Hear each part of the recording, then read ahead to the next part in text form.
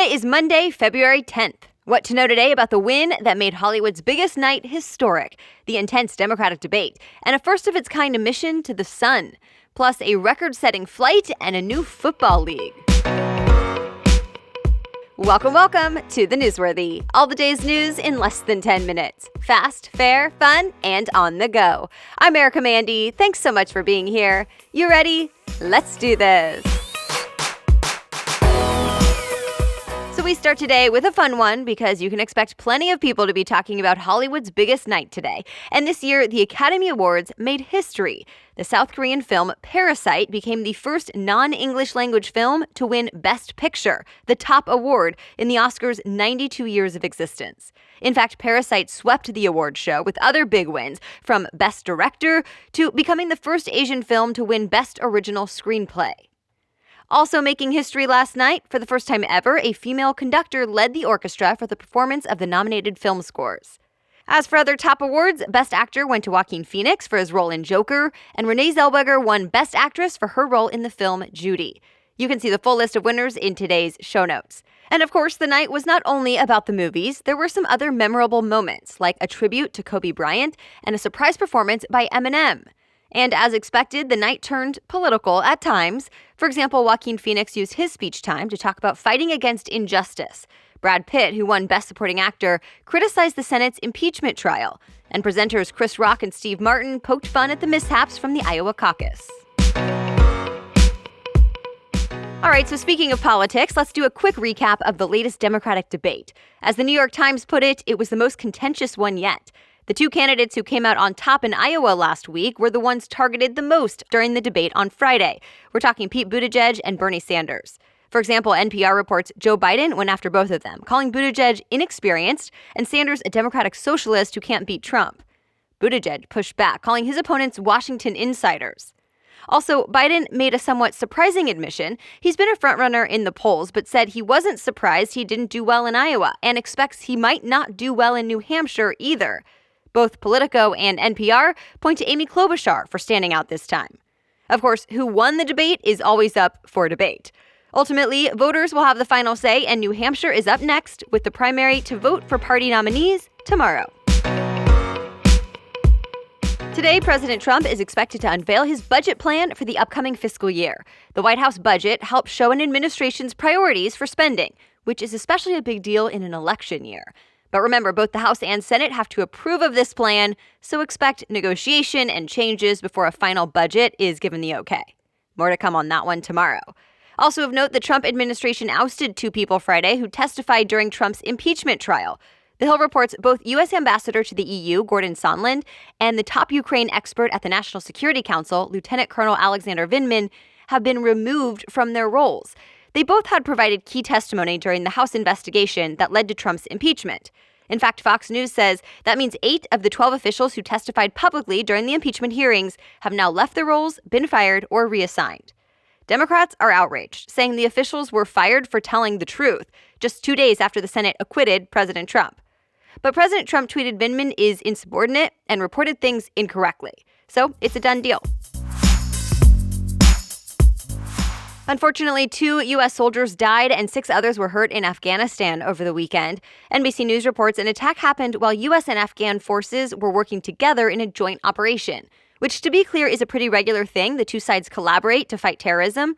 But in this instance, someone wearing an Afghan uniform opened fire. ABC News reports the shooting is being investigated as a possible insider attack, even though a motive is not entirely clear yet. And some tragic news out of Thailand, a rare mass shooting there. At least 29 people died and nearly 60 others were hurt. The New York Times reports the attack went on for hours, stretching from Saturday to Sunday and spanned several different locations. The shooter was apparently a disgruntled Thai soldier who wasn't happy about some sort of property deal. Reuters reports he shot people at a home, military base, Buddhist temple, and shopping mall. He was eventually killed by police. More international help is on the way to China while more people there start heading back to work.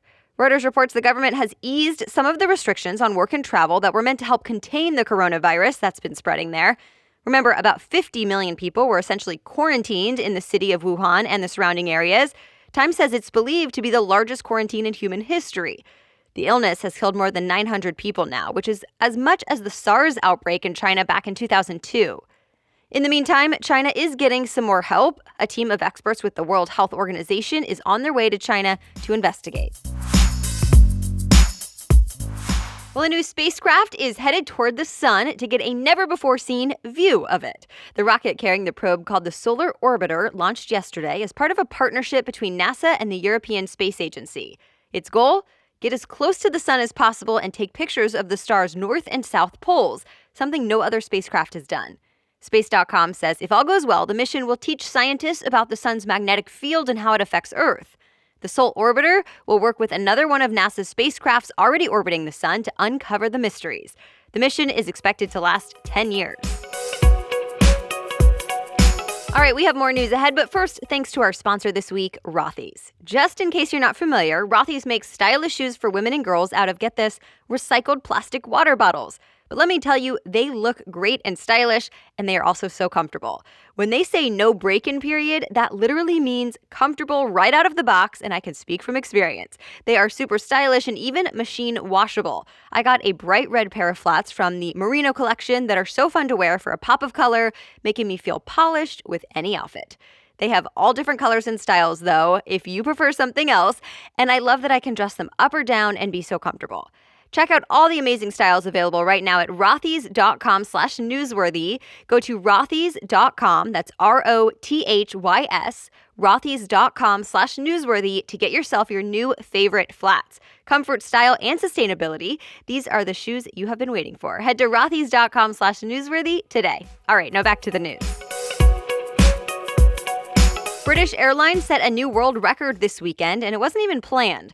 One of its flights flew from New York City to London in less than 5 hours, making it the fastest subsonic flight to cross the Atlantic. NPR reports the flight took about 4 hours and 56 minutes when it usually takes 6 hours or more. So they arrived a lot earlier than expected. The plane apparently had a top speed of more than 800 miles per hour. Crews took advantage of the strong jet stream winds, which experts say may have added roughly 150 miles per hour to the airplane's speed. The previous record was held by a Norwegian flight, which took 5 hours and 13 minutes for the same route. And one more record for you, this time the world's largest aerial firework. The AP says the 2,800-pound shell shot up more than 2,000 feet in the air and burst over the ski resort town of Steamboat Springs, Colorado. It apparently took 7 years to make this firework and even had a failed attempt last year. This year, though, the massive record-breaking firework was a success. There's a new feature on the Uber app, and it's meant to help commuters catch their trains. The so-called Make My Train button allows riders to enter the desired train station and what time they need to be there. Then Uber will suggest what time the rider needs to schedule an Uber ride to make it. For now, at least, it'll be only available for 2 of the largest commuter rail systems in the U.S., the Long Island Railroad in New York and Caltrain in the San Francisco Bay Area. About 360,000 people use both each weekday. Business Insider says Uber may be trying to play nice with the cities it operates in, since some studies have shown ride-hailing might be cutting down on how many people are turning to public transportation. Well, the Super Bowl is over, but that doesn't mean football is. The XFL started this weekend. It's a new startup professional football league meant to be an alternative to the NFL. The XFL actually launched 20 years ago, but failed after only one season, so it's trying again. CBS Sports says the first 4 games were this weekend, and teams will play every weekend until the end of April. Well, despite landing at number 1 at the box office over the weekend, Birds of Prey did not do quite as well as expected. It was supposed to make at least $50 million, but it didn't come close. In fact, Variety says the sequel to 2016's Suicide Squad brought in about $33 million, making it the worst opening for any film by the DC Extended Universe. Bad Boys for Life dropped to 2nd place, while 1917 was number 3. And that's it for the main news today, but now it's time for Money Monday, where we talk about one interesting money-related news story you should know. And today is a bit of a heads up for pet owners. The Wall Street Journal says pets can actually lower the resale value of your home, depending on your pet and the damage done. If it's significant damage, it can be as much as 2 to 5%. So think things like scratched floors, stains, odors, and other messes. To avoid the lower resale value, homeowners can always make the repairs. But if that's not an option, experts say don't worry, even getting your carpets and floors cleaned and hiding toys, litter boxes, and even pictures of your pet can be helpful when you're ready to sell and show off your home. Of course, those adorable pets are also just worth it. All right, thank you so much for listening today. As always, you can read more about any of the news stories mentioned in today's episode description in your podcast app, or find the links on thenewsworthy.com/show notes.